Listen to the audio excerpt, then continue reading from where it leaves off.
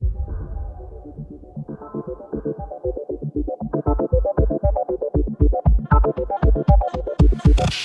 it's me again. I'm back with another video. So in today's video, I want to talk about a topic that I think will never go away. It's always there. So if you know anything about online spaces, you've probably heard of the term grifting. So grifting basically is when someone has a profit incentive to behave in a certain way or push a certain narrative. Think of the worlds like Candace Owens or Ben Shapiro or Dr. Umar, like these type of people that basically they get a certain amount of money from having a certain set of beliefs. But once again, like, you can't quantify people's beliefs. There's no fact check to see if they actually believe what they're saying, and most of these people don't believe what they're saying. Even the N-word lady, like recently, like I see it so much. So I want to talk about IDPOL and how it is weaponized. So IDPOL is short for identity politics. If you've been on the online space at all recently, you've seen some type of token or some type of grifter. Like in terms of the N-word lady, it would be the situation where she has like this trad wife, return to traditions, like beauty white lady space where she's trying to push this certain narrative. For Candace Owens, it's this plantation slave mentality thing that she's always talking about. For Dr. Umar, it's like Pan-Africanism. And for Ben Shapiro, it's just like alt-right politics grifting, which most of the time doesn't even work because he's a Jewish man, so there's certain things that are going to get talked about with that. So the reason I wanted to talk about this, I wanted to talk about this for a while, but recently I was unfortunate enough to run into a Trump supporter here while at an event in Taiwan, and this person, like, they are a Jewish guy, and he just kept saying how like Trump and the Republicans are going to sweep and how they're going to make America better and stuff. And, you know, I tried to talk about, you know, Project 2025 and how he's a Zionist and, you know, a bunch of other stuff. And the guy was like, okay, say one thing that he's lied about. And I gave him a list. And then he just like turned away and engaged in other conversations. And not only that, he kept talking about how China was going to invade Taiwan and that he had a Thailand visa or whatever and he could always go back, but he's just here for fun in a short time. It was like a language exchange event too, and he was just like dissing the Taiwanese people, saying that they steal books and stuff because apparently he's a published author. And the whole situation just irked me and rubbed me the wrong way. Okay, so as I was thinking about this, I had to fix this because the video was a little bit inconsistent. What I'm trying to say is mainly that the inconsistency that you see online, you would think that it wouldn't hold weight in the real world, and it doesn't. So I was just very shocked to see that because I know there's all this discourse about like going outside and touching grass, and like even with the friend circles that I'm in, it's not a thing. So seeing it in person, it was just like, whoa, people really do think this way. It was very shocking because like any pushback that I tried to give, he would just pivot. And I know that's a thing that I've seen with like online debates.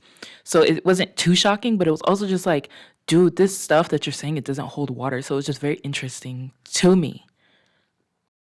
Wow, people really do this in real life, like in person. People will do this type of set of primaries. But basically what he was saying was that black people were going to turn out in record numbers because black people love Trump and they don't like Biden. And, you know, me. So I'm looking at him and I'm like, huh, why are you speaking for black people, whatever?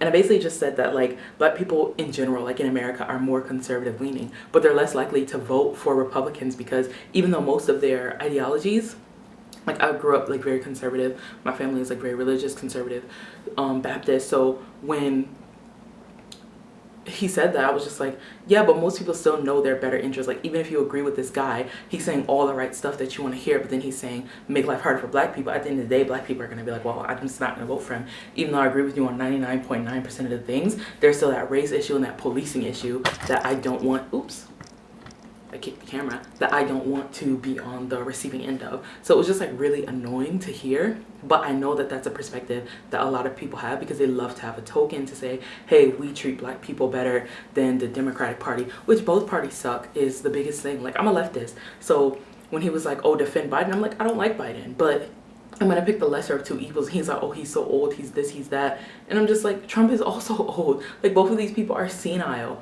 And the whole situation was just like exhausting to me, and I was like, okay, I'm probably not, if I come to an event like this again, if I see this guy, I'm dipping. I don't want to have any more conversations with this. But it just reminded me, like I said before, that IDPOL is still a thing that people will use. Like, in terms of the ideology, basically some people will actually genuinely believe, because one of the conversations I ended up having with a different guy, and this guy was like way more centrist, I'm assuming, was about how like the Republicans and QAnon and all that other stuff, how their beliefs, and how you really can't save those type of people. Which, you know, the other Trump guy, he didn't have much to say about that. But it's just like a concerning thing. Like when we have these grifters and these people who weaponize their identity, what they do is they are getting paid. They're under some type of corporation, some type of backer. Maybe it's PragerU, maybe it's some other corporation. It could be Fox, you know. And at the end of the day, they're making money off of this, and they don't care whose life they ruin by teaching them these conspiracy theories. So when I see this, it just makes me very exhausted and very drained, because if you think about it, the life cycle of these people is not very long, because what they're doing isn't sustainable, and they are aware that it's not sustainable, because the main thing that they're trying to do is get a lot of money in a very quick way. Like, I'm not sure if this is a hoax, but I remember a few years ago there was this black girl on Twitter. I think she wanted to get her college loans paid off, so she pretended to be conservative and did like a short-term grift, and then got a bunch of donations from racist white people. Oops. And then immediately after that, she's like, yeah, I lied. I just wanted money. Thank you. Okay, so what I was saying was that there was this girl on Twitter. Yeah, and she basically was grifting, and she didn't believe what she was saying, but what she wanted ultimately was like her college loans to be paid off. So she said a bunch of stuff that got a bunch of racist white people like galvanized her cause and sent her a bunch of money. I think she said like her family was religious or wasn't religious, and she was tired of being like liberal or leftist or something along those lines, and wanted to return to her true conservative roots, and they ate that shit up, sent her a bunch of money. And eventually after that, you know, she was just like, hey, I was lying, thanks for the money though, and then went ghost. So basically, she did what she had to do, said what she had to say to get the bag from those people, and ultimately they ended up realizing like she was lying. So what I'm trying to say is that when you're doing a grift and you're doing all these things, it's not really like a long-term sustainable thing that you can do with your career. People are eventually going to figure out that you are lying or you don't believe what you believe, but I guess it's good money while it lasts.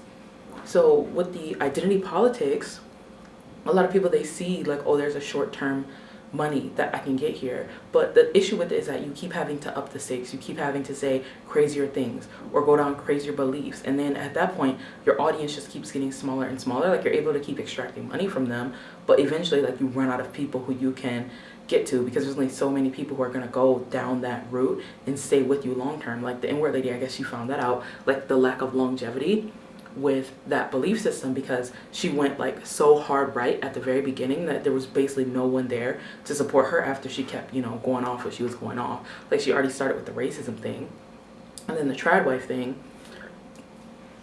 So, you know, there's only so much that she could say or do in that situation. So eventually, yeah, it ran out. And that's just my concern. Like, I understand wanting to make money, but if you're going to weaponize these things and have these like violent or militarian beliefs or authoritarian beliefs, there's such a small scope of people who are going to readily agree with you. And then you also have to realize the harm, the potential harm and the potential damage that you could do by holding these beliefs. Like, okay, I'm just going to do the best for me and get this money. But what about all the people who look like you behind you, who aren't willing to do those things and say those things? Now they are going to have an even worse experience in person with the people that you want support from. And I think that that's a really big problem, and it's also a lot of selfishness. But I know I can't expect other people to care that much or give that much thought to these situations, but it's also just really exhausting. Like, say, for me, like, I've already talked about this, how I don't like sitting there educating people. Like, I love politics, I love debating, like that type of stuff is just like in my blood. But when it's to a certain degree where I know that this person is off the deep end or they're completely unhinged, I know that there's nothing that I could do or say to motivate them, because you can't really measure someone's beliefs. Like, you can put them on a scale and ask, you know, questions to see like what they truly believe in, poke and prod, but there's a lot of logical fallacies that are going to exist anyway. So what can you figure out? What can you know? Like, how helpful is that? And I realize like it just takes so much emotional labor that I'd rather just not bother with it anymore at this point in my life. So when I see new people who start this grift or begin this grift or have those thoughts just because they're thinking about money, or they're thinking that it's of benefit to have somebody who has a completely different thought process, is a problem to me.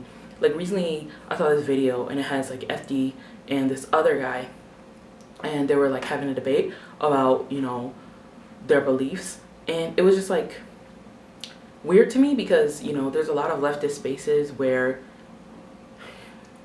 you know, you can critique them openly, but the problem that was with the video was, like the guy pointed out, he's like, look at like the people who are supporting you is mostly like racist people or like race realists and that type of thing. So I understand like wanting to be a free thinker or, you know, go off the path, but I think there's certain things that you should not say on a platform. Like if you have a platform of a large size, like there's certain things that I believe that I know are probably problematic, but I know like as a black person I'm going to be tokenized and put as like that representative for all black people, even if I don't want it. Like, oh my gosh, I've tried all my life to fight that, and people are going to see like, oh, you said this about like being black, now I'm gonna apply this to all other black people. Even the last video I did where I talked about like don't do that and it's not fair, but it always is gonna happen to us. That's why I was so worried when I was watching that video, because, you know, he made a lot of good points, but I'm like, how is a white person gonna interpret this? And it's exhausting that we always have to do that, even still in this year of 2024, but it's like such a real thing. Like I'm gonna say these things and it's gonna be nice for me and it's gonna get this off my chest,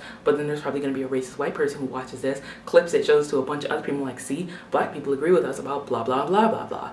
So it's just like really exhausting. Even, you know, the Project 2025 stuff that, you know, I ended up talking about with that guy, like there's no way he's gonna change his beliefs, because like he's like, oh, I'm a white Israeli dude, or I'm a white so it doesn't really matter to me. So at the end of the day, like you have to understand, like there are different enclaves of people, whether that's in real life or on the internet, and these people may or may not agree or disagree with you on certain things, but it's still going to wrap around back to you, and there could be benefits that come with that or detriments, and it's just such an exhausting process. So you have to be careful when you see these people and you think, oh, they're just like me. You have to realize, is this like a true belief that they have, which is so hard to quantify, or are they just grifting? And most of the time it's going to be people who are grifting. So I'm probably going to add in more stuff with the edit, but for now I'm going to say peace and bye.